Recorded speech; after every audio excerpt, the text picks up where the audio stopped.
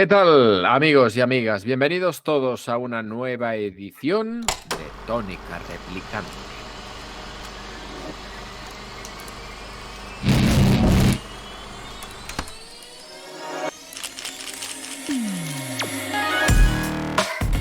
Aquí hablamos de cine, series, libros, revistas y otros. Tónica Replicante.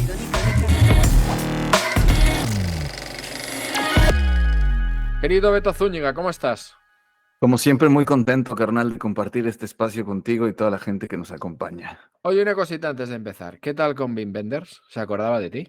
Por supuesto, Ah, el gran, el gran Alberto Zúñiga vino a saludarme. Déjame tomarme una foto con... ¿Es ella, esta guapa de ahí, tu esposa? Sí, sí, claro. ¿Me puedo tomar una foto con tu esposa y contigo? Claro. Vin, por supuesto. ¿Qué le vamos a hacer? es que lo contamos en el Festival Internacional de Cine de Barcelona. Está visitando gente interesante el festival, por cierto, y en una de las... ¿cómo se llama? ¿Showcase? ¿Showroom? Bueno, no sé, Pues hicieron una charla, un una encuentro charla. con... Y ahí apareció Wim Wenders, el mítico director de, entre otras muchas películas de París, Texas. Y allí acudió el embajador de Tónica Replicante, Alberto Zúñiga, cómo no, a Claro, interrumpir al buen señor después de claro. la charla para decirle, oiga, aquí estoy. No, Aquí pero estoy. cuenta tu historia con él, que yo creo que es bonita. Lo que quieras contar, que entra dentro del ámbito de lo privado. Sí, claro, claro, porque hace 20 años justamente em, en Madrid hicieron una retrospectiva de el Mr. Wim Wenders, este mítico director de cine alemán, que estaba estrenando casualmente Tierra en Abundancia, Land of Plenty. Entonces, en un edificio muy bonito, el Círculo de Bellas Artes, ahí Sí. en Gran Vía, Ujú. en Madrid, eh, hubo, todos los días se presentaban películas de Wim Wenders y al final, para hacerle honor a esta gala de su reciente película en ese momento, pues lo invitaron, lo trajeron acá a España a que diera una charla. Entonces, al finalizar de esta charla que dio, pues algunas personas nos pudimos acercar ahí a hablar con él. Y básicamente eh, me cambió la vida lo que en ese momento me dijo Wim Wenders. ¿En qué sentido? Lo voy a resumir de una forma muy, muy sencilla porque básicamente en ese momento el mundo estaba discutiendo, así como ahora se está discutiendo lo de la inteligencia artificial y demás, en aquel momento se estaba discutiendo la pertinencia de cambiar al formato de cine digital, o sea, al video digital. Entonces, en aquel momento, claro, todo el mundo era hacer cine en 35 milímetros y era ya, ¿no? Si tú hacías cine en video, no eras cineasta, no eras un videasta. Entonces, Wim Wenders, con esa sabiduría que le caracteriza y con esa desfachatez que tiene para decir algunas cosas, Parece un tipo muy flemático, ¿no? Como no, que... no, totalmente, sí. totalmente. Y con esta dejadez de formalismos y demás, dijo, no, no, no, vamos a dejar el tonteo, los fierros son esos, son fierros. Dejémonos de postureos, dejémonos Sí. de tonterías. Lo importante es que tú cuentes tu historia y hazlo con lo que tengas. Ojo, estamos hablando que hace 20 años los móviles eran incapaces de tener grabar video en una resolución pues, decente. Y entonces decía, con lo que tengas, si quieres hacer una secuencia de fotografías, hazlas, ¿no? Lo importante es que cuentes la historia y ojo, que tus ganas de contar la historia sean más grandes que tus pretextos. Me acuerdo de esa frase, no se me olvida esa frase, porque era realmente, y aplica para muchas cosas en la vida, por supuesto, pero es como deja atrás los pretextos, estarte ahí autoflagelando y tonterías de ese estilo. Si realmente tienes ganas de hacer cine, hazlo. Como puedas, con lo que tengas, hazlo. Y entonces, entre otras cosas, ¿no? Porque para mí fue muy, pues muy como de shock, ¿no? Es como una sacudida que te da alguien, a lo mejor para algunas personas esto les puede parecer como un tema como de sentido común, ¿no? Ya. Podría ser. Ujú. Pero realmente, o sea, cuando te lo dice alguien que tiene la trayectoria de este tamaño, de esta envergadura, pues te choquea, ¿no? Desde la humildad te dice, déjate de tonterías y haz cine. Alguien que está también y que comparte nacionalidad y generación, pues es el mismísimo Herzog, ¿no? Werner Herzog, otro que ha dicho lo mismo, o sea, es como, déjate de tonterías y haz cine. ¿Por qué? Porque a ellos les tocó vivir, nacer en un contexto post Segunda Guerra Mundial, con una ciudad destruida totalmente, un país destruido, y era como, hay que hacer cine, ¿no? Como sea, pero hay que hacerlo. Entonces me pareció muy emblemático eso. Y al final, cuando nos despedimos, me dijo también algo que me marcó profundamente. Al final de la vida, o sea, lo que realmente te va a trascender, no son los fierros, ni son los formatos, ni los efectos especiales, sino la historia que estás contando. Y eso justamente es lo que hace que las películas en el teatro, en la literatura y en todas las artes trascienda. ¿Qué es lo que cuentas? ¿Cuál es el poder de lo que estás narrando? En el caso de las artes dramáticas. Y justo ese es el motivo del que nos tiene aquí en Tónica Replicante, pues hablar de esto que tanto amamos del cine. Entonces, 20 años después, acudimos con mi esposa en el contexto de este Barcelona Film Fest, este cine de Barcelona, en una charla que organizaron en la Universidad Blanquerna, pues ahí tuvimos la fortuna de asistir y al final pues me acerqué, estuve hablando con él un momento, diciéndole, en realidad mi única y humilde intención era acercarme para decirle gracias, ¿no? Por aquello que hace 20 años me dijiste, y se quedó así como, neta, yo te dije eso, sí. Pues ahora te digo que lo olvides y que tienes que comprarte las mejores cámaras. No, yo le dije, bueno, en aquel momento la Panasonic DB100, que ya Panasonic no, lo que sigue, vamos, porque fue con la película, con la cámara con la que hizo esa película. Pero sí, bueno. Sí, señor. Bueno, Wim Wenders aparte, que algún día hablaremos de alguna o de varias de sus películas. Por supuesto. Bueno, tiene una, yo creo que por encima de las demás, que es Paris, Texas. Luego las demás para mí están un poquito quizá por debajo, pero bueno, la Paris, Texas está tan bien que casi compensa. Es motivo más que suficiente para hablar de él. Para hacer una retrospectiva solo con esta película, merece la pena acercarse a toda su obra, ¿no? Claro. Pero hoy estamos en este Tónica Replicante, que es el número 19, creo recordar, para hablar y para volver un poco atrás en el tiempo en todos los sentidos. Porque como película clásica, hoy tenemos una del gran Robert Zemeckis, que este es uno de esos grandes directores que se ha tirado también unos pedos terribles. Ha hecho grandes películas y películas absolutamente infectas. Vamos a hablar de una de las que a mí más me gusta, que además creo que está entre tus favoritas, que es Back to the Future, Regreso al Futuro, con Michael J. Fox a la cabeza de un reparto. Bueno, interesante. Es una película muy divertida, familiar y que la ves ahora y tiene el mismo interés que hace tantos años como, fíjate, 1985, que es cuando se estrenó.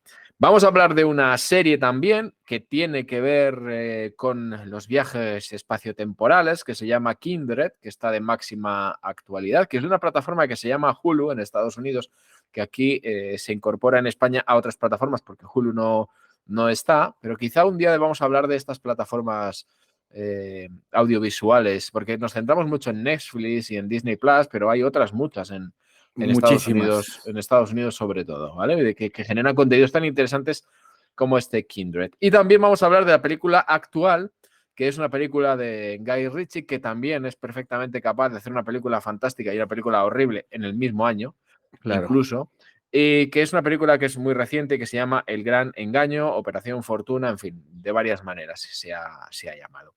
Así que, y luego al final, si nos da tiempo, repasaremos la lista de las mejores películas de Scorsese, que me han dado ganas de abofetearle por algunas de las que pone, pero hay otras en las que estoy completamente de acuerdo. Así que, ¿por dónde quieres que empecemos, querido? Pues yo creo que podemos irle por la película clásica, en este caso, pues venga. Back to the Future, y tenemos una gran cabecera. Tónica Replicante, película clásica, acción. Ezekiel 25:17. The path of the righteous man is beset on all sides by the inequities of the selfish and the tyranny of evil men. God is my witness. I'll never be hungry again. I am your father. Holmes, what have I ever done to make you treat me so disrespectfully? Si como es abejafanas, trabajas demasiado. Go ahead. Make my day. Play it, Sam. Play as time goes by. Now come back here and tell our enemies that they may take our lives, but they'll never take our freedom! And you will know my name is the Lord when I lay my vengeance upon thee. Corten. Ha sido buena. A positivar. Me gusta tantísimo esta película que podría verla tantas veces como días tiene el año, ¿no? Porque además creo que coincides conmigo, no se puede hacer una película más familiar, emotiva, porque es muy emotiva, de aventuras, es una mezcolanza de géneros en torno a una situación que explicada verbalmente puede parecer caótica y difícil de entender, pero que luego cuando ves la evolución de la película la entiendes perfectamente. No sé si te pasa igual. Bueno, de entrada es de mis películas favoritas de toda la vida. Yo cuando tuve la oportunidad de verla, pues en ese momento, cuando se estrenó en el año de 1985, tenía 5 años y cuando la vi en el cine fue una de las cosas que más así tal cual me resultó inquietante, me resultó apasionante y verdaderamente magistral. Entonces, hablar de una película que es tan emotiva o te llega tanto en tu vida y que te ha marcado tanto, en retrospectiva dices, claro, o sea, cuando veo las películas que me han gustado tanto, pues tienen que ver con esto, con viajes en el tiempo. Y ese es para mí el antecedente directo, por supuesto. Entonces, claro, esta trilogía de Volver al Futuro, Regresar al Futuro, como le han puesto acá en España, pues es como remontarme a mí particularmente a mi infancia y claro, incluso yo creo que te pasa, a mí lo que me ocurría es que me sabía los diálogos Sí, claro. de memoria. Claro. ¿Por qué? Porque en México durante muchos años, y todavía yo creo que lo siguen haciendo, en uno de los canales de televisión abierta, en el Canal 5, por ejemplo, los sábados solían pasar esta película por lo menos 2 o 3 veces al año. Y entonces, claro, el doblaje era un doblaje mexicano estupendo. ¿Quiere decirme que ya son las 8:25? Exactamente. Maldición, llegaré tarde a la escuela. Ese doblaje me gustaba muchísimo porque de verdad me sabía la cadencia, la forma en la que decían los diálogos y claro, pues una película que marcó una época y que, empezando ya como por datos duros, pues reúne un talento espectacular. O sea, Solo, ¿verdad? ¿No te parece, ¿no te parece que Sí. solo la música de Alan Silvestri, el Claro. eso que es un himno, es un una himno. fanfarria Sí. tan simple que al final se queda metido en la cabeza y que tú la escuchas y sabes que es Volver al Sí, Futuro. sí. O sea,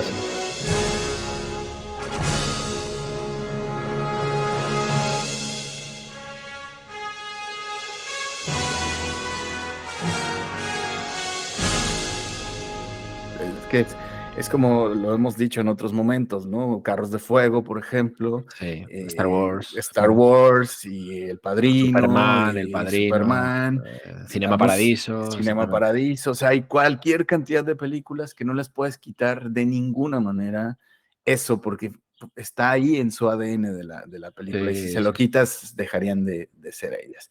Entonces, fíjate qué curioso, esta película de Robert Zemeckis reúne un talento espectacular. Los efectos especiales los hizo, por ejemplo, la compañía de Lucas.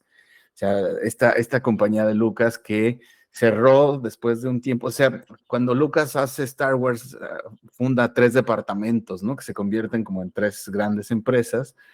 Y una de estas áreas la cierra, pero después abre otra empresa que fue pues ni más ni menos que la encargada de hacer los efectos especiales. O sea, me refiero al Industrial Light and Magic, que es la que ellos se encargaron de hacerlo. Era la división de Lucasfilm que se dedicaba a eso, ¿no? Recordemos que por ahí está algún día valdría la pena cuando hablemos de Star Wars, de esto que fundó. Sí, claro, es una empresa George Lucas. encargada solo de esto, que yo creo que también fue pionero en su momento. O sea, una empresa Sí. encargada solo de los efectos sí, especiales de la película, de cualquier película, pero solo de los Entonces, efectos especiales. tú imagínate, Robert Zemeckis junta a los líderes de la industria de los efectos especiales, ¿no? A esta gente de George Lucas, pero le produce Steven Spielberg. Claro. Ojo, no nos perdamos, o sea, Bob Gale, Neil Kenton, y pues la Universal Pictures es quien distribuye la película. Entonces, estamos hablando de que lo más top de la meca del cine hollywoodense pues, estaba detrás de esta producción de Robert Zemeckis, de esta trilogía de Volver al Futuro. Y bueno, ya si hablamos de la gente que realmente pues está protagonizando la cinta, pues también vamos a íconos, ¿no? O sea, que marcaron, yo creo que un antes y un después en sus propias carreras, y que no sé si realmente pudieron superar esos papeles. Bueno, en el caso de Michael J. Fox es verdad que quedó encasillado en papeles de ídolo adolescente, muy a su pesar, porque papeles dramáticos yo no le recuerdo ninguno. No. Y sin embargo, Christopher Lloyd, que es un actor estupendo, estupendísimo. Tremendo, sí. Es verdad que también quedó un poco encasillado en este Matt Brown, en este Doc. En el Doc Brown, pero también hizo cosas por ahí, ¿no? Pero también así como todos con la referencia de esto. Pero yo no considero que sea malo. Quiero decir que Michael J. Fox, el hombre, está para pocas bromas ahora con ese Parkinson tan avanzado que tiene, pero yo creo que no tiene nada que reprocharle a su carrera cinematográfica. Todo el mundo le va a recordar siempre como Marty McFly y Marty McFly va a ser. Y yo creo que eso es... A ver, hay muy pocos que tienen la suerte de Harrison Ford de ser Indiana Jones, Han Solo...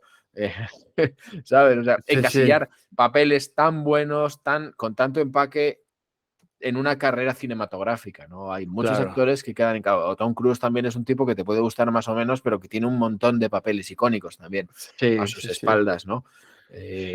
Pero pues Michael J. Fox pues venía de una trayectoria de mucho éxito en televisión y le dieron este papel que le catapultó a la fama y le convirtió en lo que era un niño, un chaval jovencito, guapete, que le gustaba mucho a las niñas y pues que era muy convincente en este papel de alocado adolescente que busca una aventura más allá de lo que considera una familia súper aburrida, ¿no?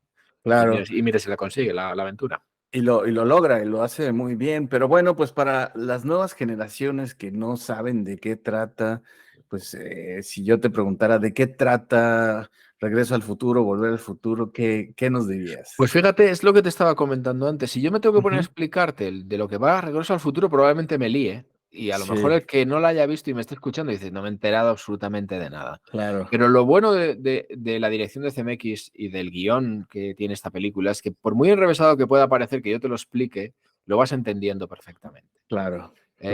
Marty McFly es un chaval que incluso está pues un poco, no sé si acomplejado, pero no le gusta mucho la vida que tiene porque la considera muy aburrida. Un padre que es muy pesado, una madre que es muy recta, y entonces pasa su tiempo libre con Emmett Brown, que es un doc que inventa cosas, y una de las cosas que inventa es un coche, un DeLorean. Todos hemos querido tener un DeLorean, aunque sea en pequeñito, una máquina del tiempo.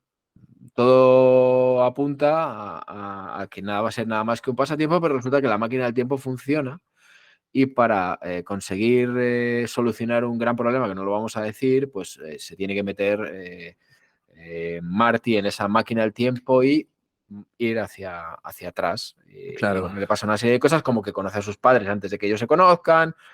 Su madre se enamora de él y tiene que desenamorarse, hacer que se desenamore porque si no, no se casará con su padre y entonces no nacerá él, en fin. Claro. Es todo como muy difícil quizá de explicar, pero muy sencillo según se va viendo.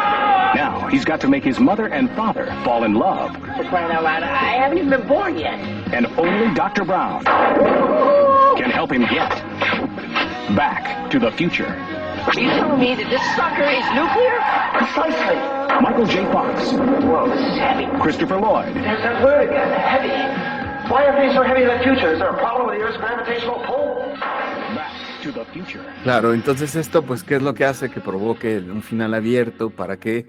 Pues que te da la noción de que va a haber una segunda parte y, bueno, ya la trilogía, pues, se completa. Y esto, pues, ha derivado en un montón de cosas, en un éxito apabullante. La primera cinta de Volver al Futuro generó unos ingresos bestiales, millones y millones y millones de dólares. Evidentemente esto hizo que, pues, Universal, en su parque temático, Universal Studios, pues hicieran todo, le dedicaran todo una parte importante de su parque temático a Volver al Futuro. Hicieron una serie animada de televisión. Eran 3 episodios que estuvo en Estados Unidos, se transmitió del 91 al 92, y bueno, de ahí salieron libros, cómics, cualquier cantidad de cosas, videojuegos, hay hasta conciertos que se dan, porque efectivamente la música es espectacular. Se ha dedicado el día en el mundo, se ha dedicado al Back to the Future Day, que es el 21 de octubre de todos los años, y particularmente al año que iba a viajar, pues el Marty McFly, era el 21 de octubre de 2015, que fue justamente cuando se conmemoraban los 30 años de la película, ¿no? Sí, señor. Entonces, ¡buah!, es una locura. Cualquier cantidad de cosas, de inventos, se puede decir un montón de cosas de esta. Fíjate que estamos hablando de una película que está muy bien encasillada en la época en la que es, en una época muy creativa, con historias, pueden parecer alocadas, guiones pueden parecer enrevesados, pero muy entretenida. Y fíjate que hablábamos antes de empezar a grabar de las películas de ese año, que es muy sintomático de la gran variedad de géneros y temáticas distintas y géneros diferentes. El año 85 es el año de Ran, de Akira Kurosawa. Fíjate. Nada que ver con esto. No, nada. Es el año de Memorias de África. Es el año de La Rosa Púrpura del Cairo. Es el año, ya hemos dicho, de Regreso al Futuro. Es el año de Brasil. Terry Gilliam. Sí. Es el año de El beso de la mujer araña. Y es el año de El honor de los Prizzi. Tú échate un vistazo a la gran cantidad de géneros diferentes, claro, a la gran cantidad de directores con maneras muy distintas. Nada es comparable a Akira Kurosawa y a una secuencia con 70.000 japoneses a caballo, claro. como hacía él. Pero claro, quiero decirte que fíjate lo que fue este año. Fíjate lo que fue este año. Claro. El color púrpura también es de este año. Claro, y además, pues, unas películas espectaculares. Evidentemente, la película, contra todo pronóstico, todo el mundo creía que esta película se iba a llevar al mejor Oscar, etcétera, etcétera, y sorprendentemente se llevó solo el Oscar a mejor sonido, por ejemplo, ¿no? Porque yo no sé si la consideraría una película para ganar un Oscar a la mejor película, cosa que a lo mejor sí pensé, creo que pues sería El color púrpura el que lo ganó seguramente, porque es del 85, o si no, alguna de estas películas. Pero yo, por ejemplo, una película como Ran, como El color púrpura, como Brasil, sí me parecen películas más redondas, más con el criterio suficiente como para llevarse el Oscar a la mejor película. Ya lo hablábamos con el buen amigo Pablo Rogero hace algunas semanas y se han desvirtuado tanto los Oscars que ya estas cuentas que hacemos no sirven, pero claro, no catalogaría a Regreso al Futuro como una película ganadora de un Oscar a la mejor película, pero sí que es una de esas que yo la tengo con mi colección de 3 películas bien guardaditas y de vez en cuando pues me la pongo y la disfruto como... Y hay que revisitarla, claro. Y hay que revisitarla. Y fíjate, hay cosas muy interesantes de la trilogía de Volver al Futuro. Bueno, de entrada, o sea, se estrenan en el 85, 89 y 90, o sea, ¿qué ocurrió con la del 89? Pues la segunda parte, dicen, segundas partes nunca son buenas, no le fue tan bien en taquilla como a la primera, pero por ejemplo, la que cierra la trilogía catapulta a algunas empresas, concretamente a Nike con el tema de los tenis estos, ¿te acuerdas que tenían unas agujetas que se cerraban solas? Unas patinetas voladoras, Pepsi también ahí con unas latas emblemáticas, por ahí había unos espectaculares tridimensionales que hoy justo que estábamos a punto de grabar esto, me acordé de los nuevos espectaculares que se están viendo en varias capitales del mundo, de estos que parecen que son tridimensionales, que salen, ¿no? Entonces, todo esto ya lo estábamos viendo en la película, pues esto de los años 90, la última película de Volver al Futuro, o Regreso al Futuro, como lo pusieron acá en España, pero tiene cosas muy interesantes, por ejemplo, o sea, algunos datos, ¿no? Por ejemplo, el Johnny Depp quería ser el Marty McFly y no lo pelaron. No lo pelaron, luego, pues en realidad el Michael J. Fox andaba muy ocupado con su Enredos de Familia, que era como se llamaba la serie esta, y gran parte de la película la estuvo filmando Eric Stoltz. Eso es que no me acordaba del nombre. Eric Stoltz, o sea, se empezó a rodar una cantidad importante de la película hasta que ya se le fuera la olla al Eric Stoltz y de hecho tuvieron que decirle basta, ¿no? Lo echaron prácticamente la película. Entre algunos de los motivos es que en algún momento Stoltz le pega, o sea, le pega durísimo al que interpretaba a Biff Tannen, o sea, de una forma en la que fue como, oye, ¿qué te pasa? Y casi le rompe la mandíbula, ¿no? Entonces, tiene algunos detalles muy interesantes eso, ¿no? La cantidad de gente por ejemplo, para interpretar al Doc, estaba entre la lista, ¿no? Tenían como estas ternas, ¿no? Que se hacen como de quién podemos tener. Sí. Estaba por ahí el Steve Martin, Michael Keaton, Robin Williams, o sea, sonaban hasta nombres como Danny DeVito, Eddie Murphy, Bill Cosby, ¿no? O sea, un montón de gente y al final pues fue este hombre el que terminó haciéndolo, ¿no? Y que además pues siempre se le va a recordar al doctor Emmett Brown, ¿no? Pues fue para Lloyd, ¿no? Finalmente. Entonces, pues hay un montón de cosas, o sea, por ejemplo, Bob Gale, que entre el productor, me acuerdo mucho de esta anécdota, en alguna ocasión vi una entrevista que le hicieron. Bob Gale era el productor y también fue guionista con Robert Zemeckis. Le preguntaron cómo fue que se les ocurrió hacer esta película, ¿no? Estas preguntas que se suelen hacer a productores, directores, guionistas, etc. ¿Cómo fue? Y dice que se encontró justamente el anuario donde salía su padre y dijo, yo podría ser amigo de este hombre. O sea, yo realmente sería su amigo. O sea, yo creo que lo vio tan nerd a su jefe que dijo, si yo volviera al pasado, ¿sería amigo de este hombre?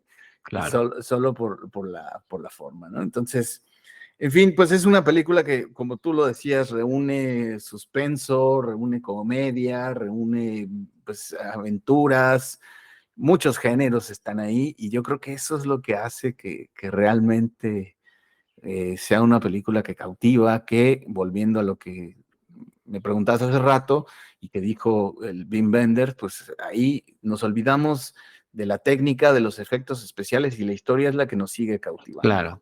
Además es la primera gran película de Robert Lee Zemeckis. Es un director que tiene títulos imprescindibles, ¿no? Porque está Forrest Gump, por ejemplo, que es una película maravillosa. Está Náufrago, que es una película con Tom Hanks, que bueno, también tiene su público. A mí no me gusta mucho, pero bueno. Luego tiene una película que es estupendísima, que es Quién engañó a Roger Rabbit, que es una película que mezcla animación y personajes reales, que fue pionera en su momento. Claro. Bueno, ahora ha hecho una adaptación de Pinocho que a mí no me gusta prácticamente nada. Creo que es demasiado demasiado encorsetada en lo que es Disney, y por ejemplo la de Guillermo del Toro me gusta mucho más. Tiene una película que a mí me gusta mucho que es Contact, con Jodie Foster del año 97. Muy buena, buenísima, buenísima. Pero luego también hay películas que son mucho más flojas. Pero bueno, digamos que es uno de los imprescindibles. Está claro, está en ese grupo, en esa mesa en la que comen pues Spielberg, George Lucas, claro, estos directores que son más o menos coetáneos y que tienen una parte muy importante en lo que es la historia del cine moderno, ¿no? Y contemporáneo. O sea, que es indudable. Sí, además, o sea, el Robert Zemeckis ha sido muy pionero en un montón de cosas técnicas también. Ya hablaremos en su momento de Cameron, por supuesto, el máster de la tecnología. Pero, por ejemplo, en Regreso al Futuro, evidentemente, si estamos hablando de una película de ciencia ficción que está mezclando muchas cosas que tienen que ver con la tecnología, hicieron algo que antes no se había hecho y que se había intentado, pero no había sido como muy fructífero, ¿no? Entonces, el Biff Tannen, el protagonista, o sea, el Tom Wilson, ya me acordé, no me podía acordar de su nombre, Tom Wilson, interactúa consigo mismo. No sé si recuerdas en la película número 2. Sí. Es como él de viejo con él de joven. Y entonces hay una cantidad importante de cosas que ocurrieron ahí. Por ejemplo, a partir de otra situación, bueno, despiden a Alex Stoltz de la película, y el sindicato de guionistas y de actores se ponen en una trifulca gruesísima porque a partir de esta película, como Stoltz no sale en ninguna o sea, en la primera que fue la que rodó, por ahí unos puñetazos que él dio se filtraron y en algunos otros lados salía como de espalda. Entonces hicieron como toda una modificación en los reglamentos, en las leyes, etcétera, etcétera, para que se terminara delimitando la participación de actores o actrices, o que no se pudiera utilizar los registros de estos actores en otras películas y ya los habían despedido. Entonces, cosas muy, muy, muy interesantes, realmente. O sea, esta película además pues aportó unas cuestiones de visiones del futuro muy, muy particulares que pues evidentemente muchas de ellas no se han, pues no las estamos viviendo como tal, pero hay cosas que estuvieron cerca, o sea, que están cerca. Sí, o sea, sí. Realmente, o sea, a ver, todavía el tema de los autos voladores y eso, pero, por ejemplo, no sé si recuerdas, en la 3, por ahí hay una escena donde llegan y podían controlar las luces de la casa, etcétera, etcétera. Sí. Y son cosas que ya existen, ¿no? Que ya, claro.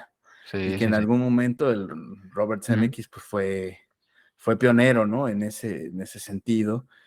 Y bueno, pues podríamos decir muchísimas cosas más de esta película. Estaba mirando que Robert Zemeckis tenía 33 años cuando rodó Regreso al Futuro. ¡Buah, qué fuerte! Dirigió Regreso al Futuro con 33 años. 33 años, ¿Cómo pues te ahora tiene 70. 70 años tiene exactamente el Robert Zemeckis. Sí. Tenía la edad de Jesucristo y de otros cuantos dioses por ahí. Qué interesante.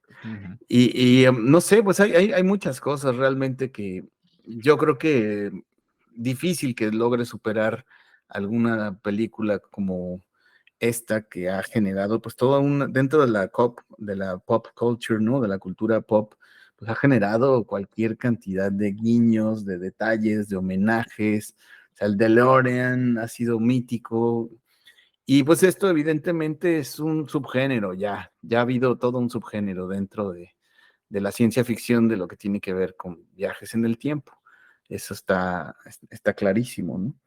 Y justo pues una de la serie que vamos a hablar más adelante pues tiene que ver con eso. Pero pues a mí, de mi parte, lo único que me resta es que de verdad la vean, que se dejen seducir por esta película que tiene acción, entretenimiento, comedia, etcétera, etcétera. Y no sé si tú tengas algo más que decir de... No, la verdad, porque estoy contigo. Podríamos estar mucho tiempo hablando de ella, pero hay películas que también te gusta que la gente las disfrute más por sí mismo que lo que le puedas tú contar, ¿no? Y yo creo que este es uno de esos. Es uno de esos casos. Así que el que no la haya visto, no sé a qué aspira. Claro. Sobre todo porque no es una cuestión de que me guste más o me guste menos. Todos a lo largo de nuestra vida hemos visto películas que parecía que no nos iban a gustar por la temática y luego nos han encantado. Bueno, vamos con Operation Fortune. Rush the Girl. Guy Ritchie es que tiene Guy la Ritchie. capacidad. Es que es exactamente. As a private contractor, you're possessing a unique set of skills. ¿Te puedes creer que yo a Guy Ritchie empecé a conocerlo cuando se casó con Madonna? Pues de hecho, mira, es que, fíjate, eso justo era lo que te iba a decir. Este es de los poquísimos casos en el mundo donde a una cuestión de un hombre se le conozca por ser el ex esposo de o el esposo de. O sea, fíjate qué curioso, ¿no? A Guy Ritchie se le tiene identificado como el ex esposo de Madonna, ¿no? De la reina Y del eso pop, que ha dado ¿no? motivos más que suficientes como para que se le recuerde por sus películas, que tiene Claro, algunas que son por muy buenas. supuesto. Que me parece muy interesante porque, a ver, es un tipo talentosísimo el Guy Ritchie. En realidad, yo la primera vez que supe de él fue justo cuando vi la de Snatch, que en México se le puso Cerdos y Diamantes. Aquí también. Acá también, Cerdos y Diamantes, Snatch, una película pues espectacular. Con esta pues fue prácticamente en el año 2000 fue cuando pues salta a la fama, ¿no? Un taquillazo, un nivel espectacular. Y pues incorpora ahí en Snatch a Brad Pitt, Benicio del Toro, o sea, y por supuesto él tiene su actor fetiche que tiene que ver, y ya hablaremos de esto, que ni más ni menos que es el gran Jason Statham, ¿no?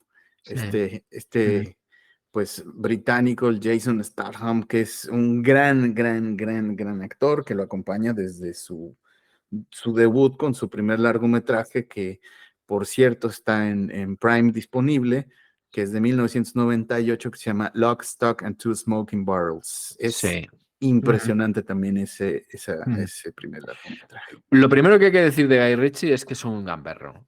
Entonces, Sí. es un tipo que es un gamberro. Entonces, su cine es un cine gamberro. Es un cine Claro. gamberro, pero muy bien hecho. Muy Claro. bien ambientado, muy bien coreografiado en las secuencias de acción. So you weren't seen by anyone? Yes. That's a yes. You weren't seen by anyone? Yes. Or a yes, you were seen by Es un someone. cine gamberro, pero muy bien hecho. A partir de ahí, bueno, ahí es un tipo que tiene una manera de ver las cosas muy sarcástica, mucha sorna, con mucha retranca británica.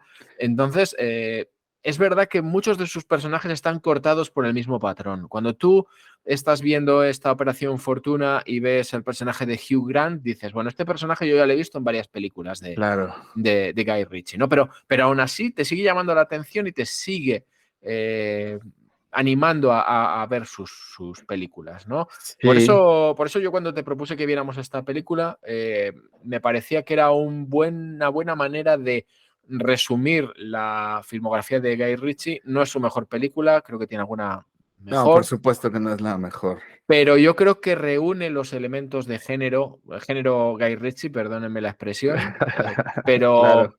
todos los estereotipos, todos los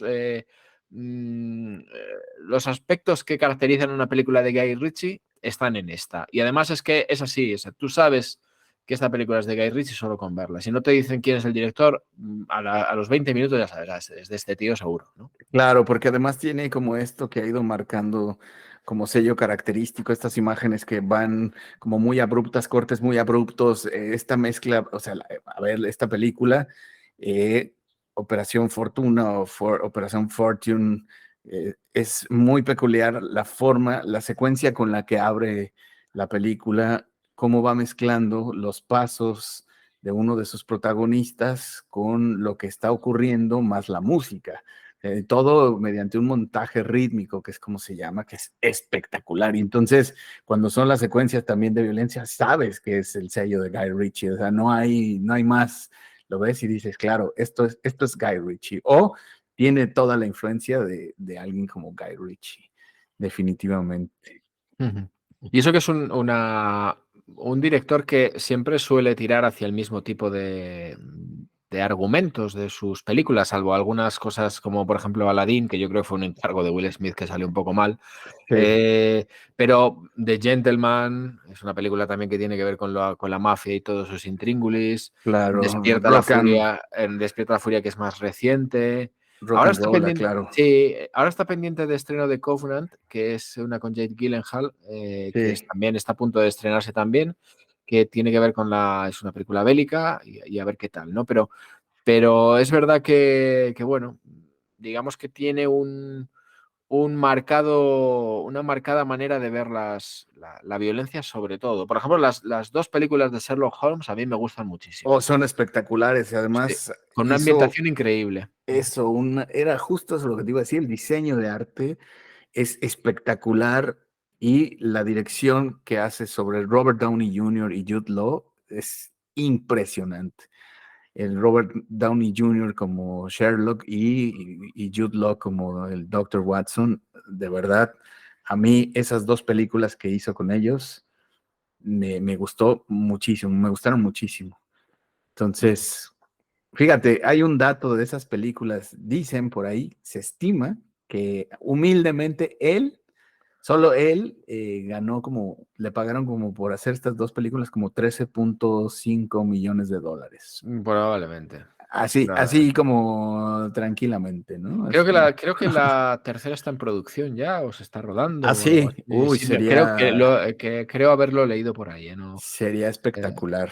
Fíjate que a mí me pasó algo muy curioso. Empecé a ver una película en el cine. Yo fui simplemente a verla por el título. Llegué tarde y de repente la película se llama Revolver y de repente unos minutos después me pasó eso justo lo que dices, ¿no? Como el género Guy Ritchie. Dije, esto es Guy Ritchie, sin saber que era Guy Ritchie, ¿no? Y de verdad que Revolver pues, se estrena en 2005 justamente y fue espectacular. A mí las películas antes de Sherlock Holmes, o sea, Rock and Roll y Revolver, me parecen magistrales. Bueno, Snatch hizo también un antes y un después también en este tipo de cine. Entonces, es algo muy, muy, muy característico. Además de la obra de este hombre, hay datos muy curiosos en términos personales. Por ejemplo, a los 15 años, el compa el Guy Ritchie, dijo, adiós, no quiero saber nada de la escuela. Sabes que tiene dislexia, no sé si lo sabías, tiene un problema de dislexia aún, desde siempre lo ha tenido, y entonces la dislexia era algo que le influyó tanto como para decir, yo quiero hacer cine y lo último que me interesa es seguir aquí en la escuela y quiero empezar a chambear en hacer películas. Y bueno, el hecho de que haya estado con Madonna, pues también le abrió las puertas a que una cantidad importante de famosos se acercaran a él o que le pidieran, pues también la propia Madonna, ¿no? Le pidiera que dirigiera. Es que ha hecho videoclips, de Will Smith y algunos más. Sí. De hecho, lleva una trayectoria similar, todos sabemos que Ridley Scott empezó con la publicidad y Tony Scott, su hermano también, entonces digamos que ha cambiado de formato y le fue muy bien, como en este caso. Mira, estaba viendo que Sherlock Holmes 3 efectivamente se va a rodar, se va a hacer una serie también, pero Guy Ritchie no va a dirigir la tercera parte. Sí que qué lástima. Sí que van a protagonizarla Jude Law y Robert Downey Jr. Robert Downey Jr., pero no la va a dirigir Guy Ritchie.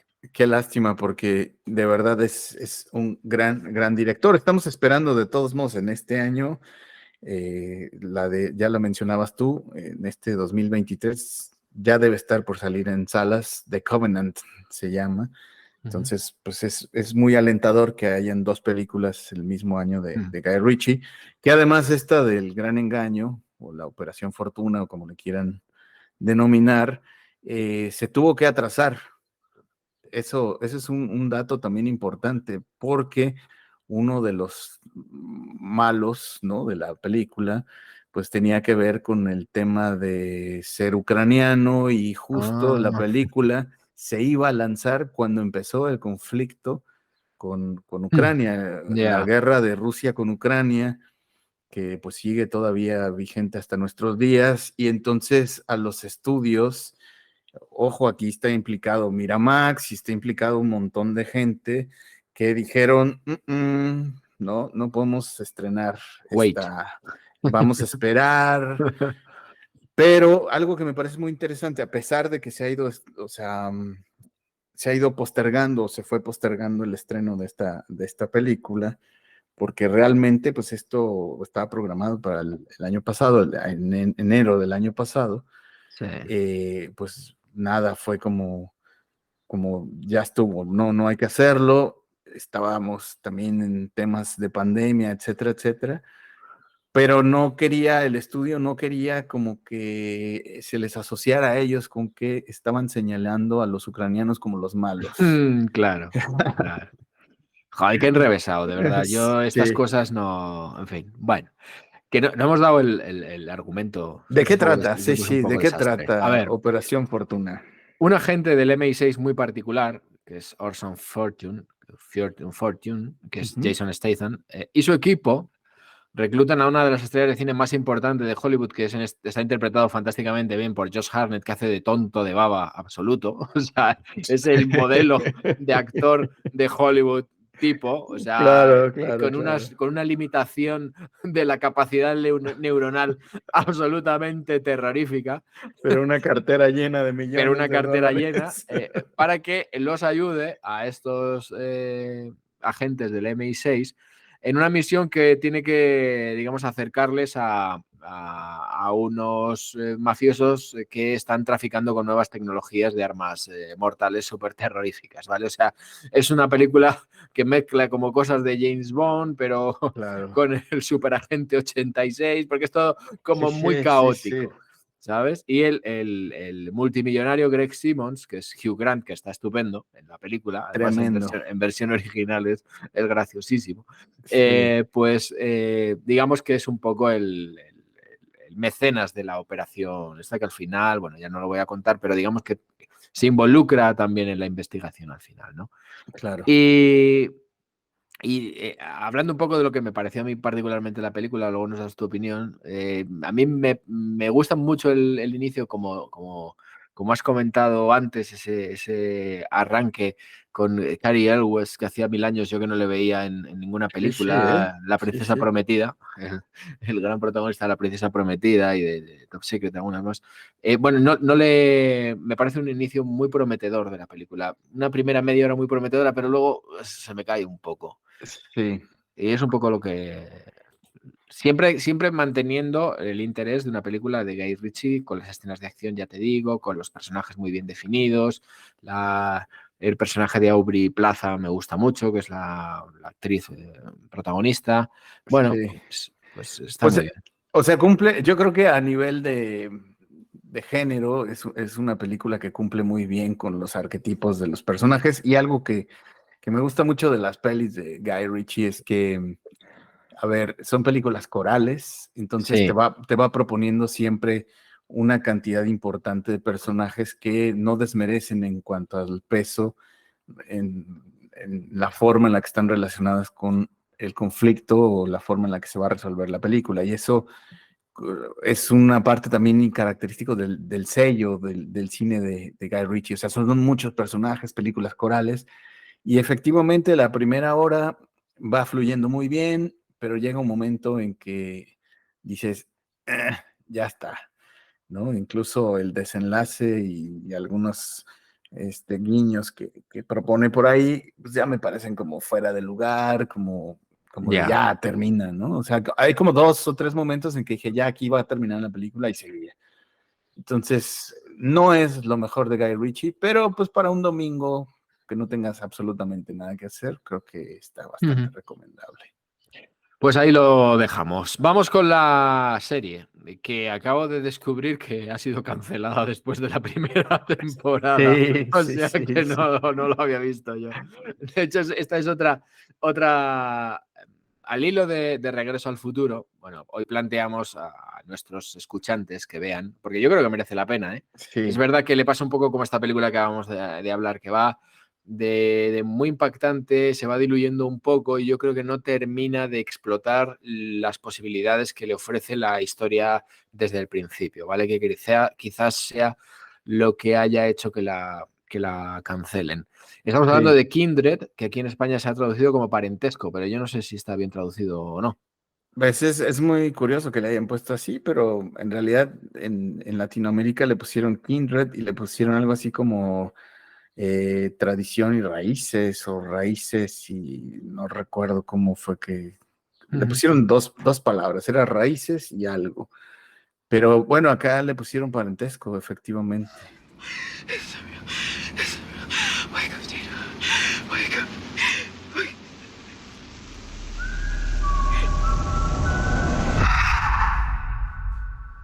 Y cuenta la historia de una joven escritora que de repente, y sin darle mucha explicación lógica porque no la tiene, es transportada en el tiempo a una plantación esclavista del siglo XIX, donde está su madre, que desapareció en un accidente de tráfico años atrás. Y entonces va y viene en el tiempo desde la actualidad al siglo XIX, todo el rato asociado a momentos traumáticos, tanto de ella como de un niño que vive en esa plantación y que se va descubriendo poco a poco por cuáles son los motivos por lo que son las tragedias de ese niño las que arrastran a la protagonista a cambiar de época.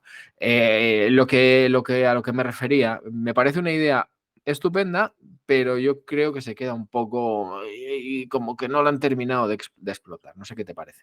Sí, ahí a mí me parece también que hay momentos que quedan muchos cabos sueltos en cuanto a su universo narrativo. O sea, lo mismo que la propia serie te está proponiendo, creo que hay momentos en los que estamos como no sabes si realmente corresponde a lo que te han prometido que ocurre ahí, ¿no? Entonces, hay algunas cuestiones que son muy básicas.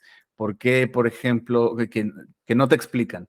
En alguno de estos viajes temporales o intertemporales, es muy peculiar porque dicen, un personaje viajó con ella de vuelta, pero nunca explican qué le pasó, dónde se quedó, en qué época se quedó. O sea, se supone que viaja con ella, pero ¿qué pasó con ese personaje? Entonces, dejan como esos cabos ahí sueltos que hacen como que le vayas perdiendo atención. Está un poco floja la trama, pero sin duda los últimos 20 minutos del último capítulo, del último episodio, son 7 episodios. Sí. Y los últimos 20 minutos compensan haber visto los otros. Compensan, a ver, cuando yo había visto solamente los primeros 3, entonces dije, bueno, vamos a darle una segunda oportunidad. Y habíamos visto los 3 primeros, claro. Y hablamos, y yo digo, a lo mejor me he equivocado yo en la... Sí, me he venido arriba con lo que promete, claro. Y al final se diluye tanto que al final hay algún capítulo que resulta ciertamente aburrido. Sí. Pero digamos que esa transición que pasa mucho en las series últimamente, que siempre hay 2-3 capítulos que no nos interesan nada, claro, porque no nos aportan nada, pero digamos que la transición te merece la pena. Este es el caso. Y exactamente, cuando llegamos al momento, pues, cumbre, cuando estamos ya en el último episodio de la temporada, pues ahí se vuelve interesantísimo todo. Eso es lo bueno. Lo malo es que, bien lo apuntabas al inicio de esta reseña, pues ya no va a haber segunda temporada. Es una pena porque es una serie que sí que merecía la pena una segunda temporada. Y bueno, resolver lo que se quedó ahí como inconcluso. Sobre todo porque da rabia que tienes, con lo que cuesta ahora tener ideas brillantes para hacer cosas distintas, da la impresión de que has tenido la idea y no has sabido desarrollarla, que es una tragedia en sí mismo. Sí, o no has sabido enganchar al público para que la disfrute. It's 1815. We just heard a lot of screaming. Is everything okay in there? How long was I gone? Less than a minute, not even seconds. It felt like I was gone for an hour. Fíjate que algo de lo que leía es que una de las razones por las que decidieron cancelar esta Kindred parentesco. Secretos y Raíces, ese es el nombre. Kindred, Secretos y Raíces. Es que dicen, o en algunos sondeos que suelen hacer las compañías productoras para ver y evaluar a los personajes, ¿no? Decían que no había como una buena conexión con la protagonista y el chico con el cual se conocen y le acompañan en los viajes. Yo, Fíjate, contrario, pues ahora que lo leo, ahora que lo dices, yo no creo que tengan mucha química entre los dos, ¿eh? Ahí está como, esa es una de las principales razones. En especial, leía por ahí un artículo muy interesante donde decían que, a ver, se va aguantando, se va postergando el momento en el que la protagonista con este chico se van a besar, ¿no? Entonces lo van aguantando, no pasan el capítulo 1, empiezan ahí como a coquetear, etcétera, etcétera. La chica se mueve de Nueva York a Los Ángeles, no tiene más familia que a una tía que está casada con un ex policía.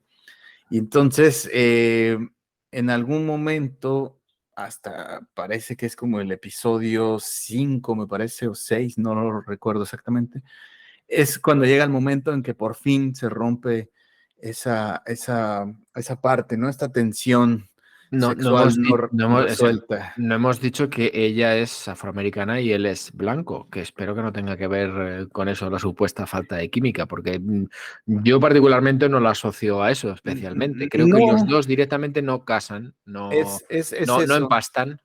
Es que es justo el argumento, lo que argumentaban estas compañías productoras, es que a los usuarios de Hulu o Hulu, como le quieran llamar, en algún momento agarraron estos grupos focales para decir, a ver, ¿qué ocurre con Mallory Johnson, que es como se llama la protagonista, y con Ryan Quanten, ¿no? Es el chico. ¿Funciona? ¿No funciona? ¿Qué ocurre con ellos? ¿Está bien su relación? Y entonces, unánimemente, dijeron, no funciona. O sea, no, aunque ya se hayan besado en este capítulo, no, o sea, en realidad no trasciende. Y entonces, entre otras razones, por lo que decidieron cortarla. Sí, porque es una razón que se puede solventar rápidamente. No voy a dar yo la pista, pero claro, si hay una pareja protagonista que no funciona, pues es tan sencillo como, en fin. Claro. ¿Qué ha pasado con fulano? Pues falleció el año pasado de un... Claro. O sea, hay muchas formas a nivel... Yo creo que ya no quisieron seguir explorando, pero a ver, lo que plantea la idea tiene mucha fuerza, efectivamente, y yo quiero suponer que fue lo que te atrajo, ¿no? A ver esta serie. Sí, a mí, vamos a ver, yo siempre estableces un criterio para ver las series y lo primero que miras es el argumento, los actores. Ahora es verdad que hay muchos actores que se han pasado a las series y entonces digamos que hay series que probablemente no verías nunca, pero que de repente está interpretada por Gary Oldman y le das una oportunidad, o por Harrison Ford, y dices, bueno, caramba, pues tiene que ser por Tom Hanks, y dices, bueno, pues tiene que tener una cosa. Pero en este caso no, en este caso fue fruto del azar. Y la verdad es que el primer capítulo nos gustó porque lo vemos aquí en casa, pero no me terminó de enganchar y la verdad no nos terminó de enganchar y al final, pues eso, le das una oportunidad. Hemos visto series mucho peores, las hemos aguantado hasta el final, pues ¿por qué no esta, sabes? Claro. Y eso es. Lo que sí es cierto es que Kindred o sea, el primer capítulo empieza muy bien, termina flojón, ya el capítulo 4 empieza a subir la intensidad, 6 y 7 son bastante interesantes y es una pena porque te dejan pues totalmente picado. Y está claro que yo creo que ni ellos lo vieron venir, ni la producción, ni los guionistas, ni la gente que dirige lo vio venir porque evidentemente... como termina la primera temporada, pues está claro que se iba a resolver muchas cosas de los viajes en el tiempo. Claro. Y eso pues lo deja. No es la primera vez que una compañía retoma el testigo de otra. Quiero decir que Hulu en este caso haya dejado de producir la serie, no quita que a lo mejor Fox diga, bueno, pues la compro, Eso podría suceder.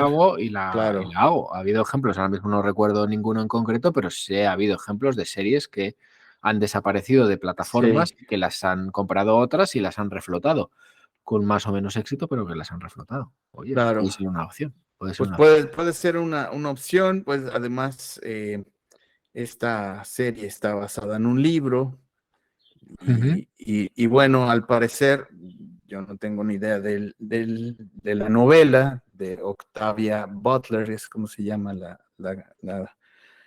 escritora de esta novela, pues hay cualquier cantidad de artículos y videoblogs y demás de gente que dicen que la novela es infinitamente superior a lo que hemos Sí. visto en la serie. Pues mira, posiblemente.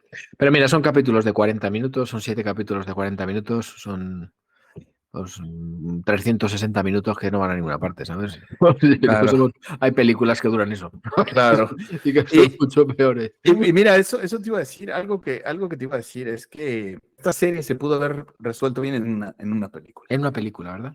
Sí, y hubiera quedado muy bien. Sí. La verdad es que si le quitas hubiera el metraje sido... que le sobra y le das un Sí. poco más de vuelo, claro, si Hubiera- le pones 2 actores más famosos y tal, la conviertes en un peliculón fabuloso. Claro. Pero es así.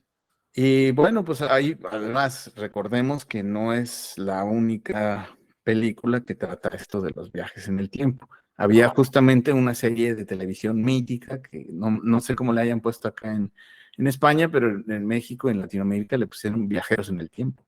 Ujú. Que era preciosa esta serie y duró muchísimo tiempo la de Viajeros en el Tiempo. No sé si la recuerdas, ¿te No, suena? con ese nombre no, pero puede ser, sí, A sí, sí. ver, déjame ver si hay algún dato, porque era una serie que era de verdad espectacular.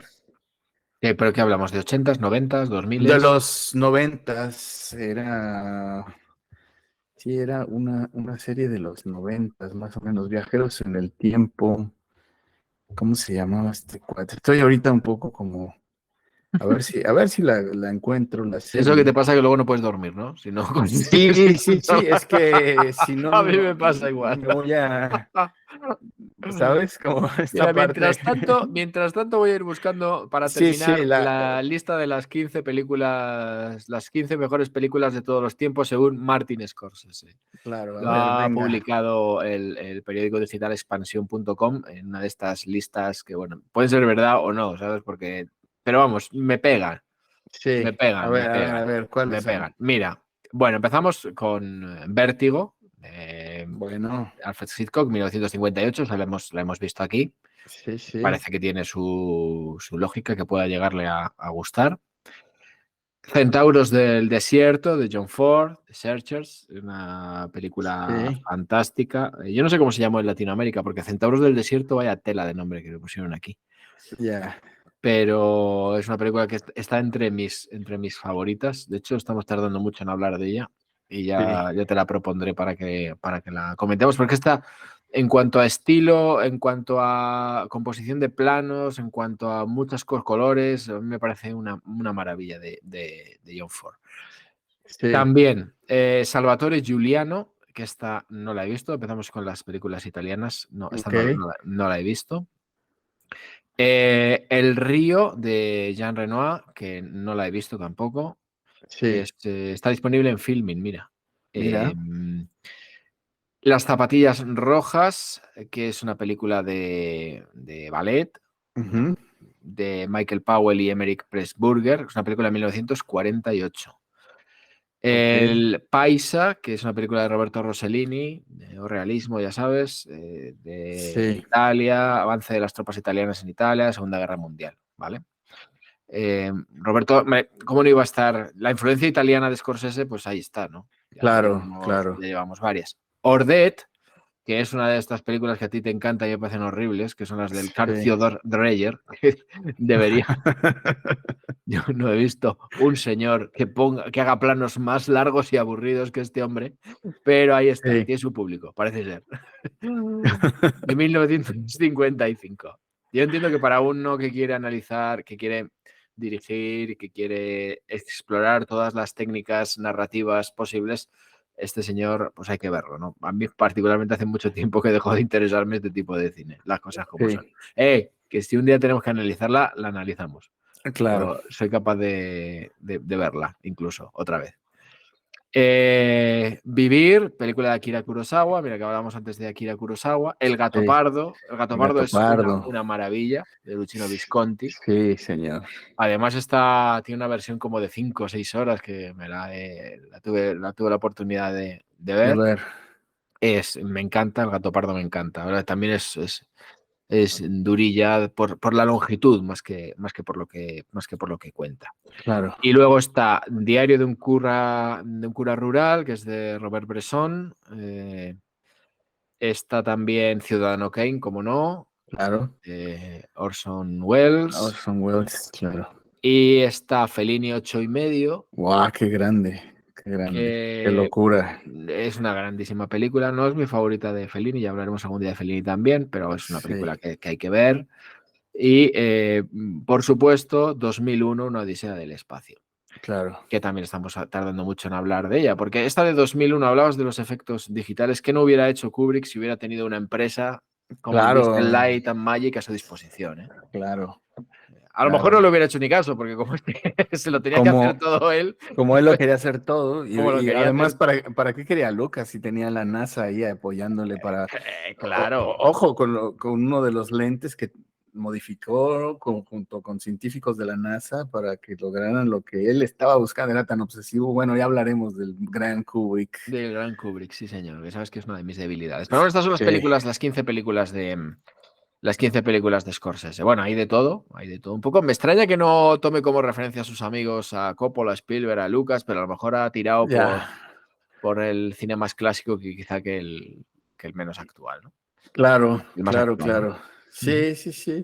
Sí, es que sigo pensando, no sé si aquí en España le pusieron Quantum Leap a la de Viajeros en el Tiempo. Pues es que no me suena. No te suena. Nada, bueno, pues nos lo llevaremos de tarea. Pero bueno, ahí está también la recomendación de las series, de las películas, según este gran director. Evidentemente tira hacia sus raíces, ¿no? Sí, el cine italiano. Al cine italiano, o sea, tira, ahí está Visconti, ahí Rossellini, ahí está Fellini, y pues sí, evidentemente. Pero bueno. Pero él nunca lo ha negado. Lo que no hay es mucho. Uno podría pensar, bueno, pues habrá mucho cine negro, mucho. Pero no. No hay cine de gángsters, no hay cine especialmente violento. Sí, una violencia social, pero no una violencia física, ¿no? Sí, totalmente. Bueno, ahí está. Pues vaya forma de cerrar este episodio de Tónica Replicante. Pues lo de siempre, recordarles con mucho cariño que estamos en todas las plataformas, agradecerles que nos sigan en este episodio 7 de la temporada 2, 19 ya, carnal. 19 Tónicas Replicantes. Exactamente. Y pues no resta, creo yo, más que despedirnos, a menos que tú tengas algún otro apunte por ahí. Pues nada más, mira, le han concedido el premio Princesa de Asturias a las artes a Meryl Streep. Y fíjate, he de decirte que estoy más que contento, porque me parece la mejor actriz del siglo XX y parte del XXI. Me encanta, me hace magnífica. Es una gran actriz. Me parece magnífica. Enhorabuena. A lo mejor de todo el siglo no, pero de la recta de los últimos 20 años, sin ninguna duda. Claro. Pues ahí está esta información interesantísima, por supuesto. Y nos vamos, carnal. Pues nos vamos, querido. Nos veremos y nos escucharemos la semana que viene con más cosas, más interesantes o no, más bonitas o no, en función de cómo nos dé la gana. Hoy nos hemos salido poco del guión, ¿eh? Hemos estado muy académicos. Hoy hemos estado muy ortodoxos. Hemos estado muy ortodoxos.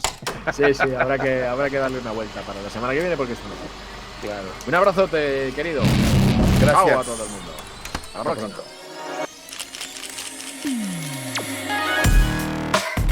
Aquí hablamos de cine, series, libros, revistas y otros. Tónica Replicante. Tónica Replicante.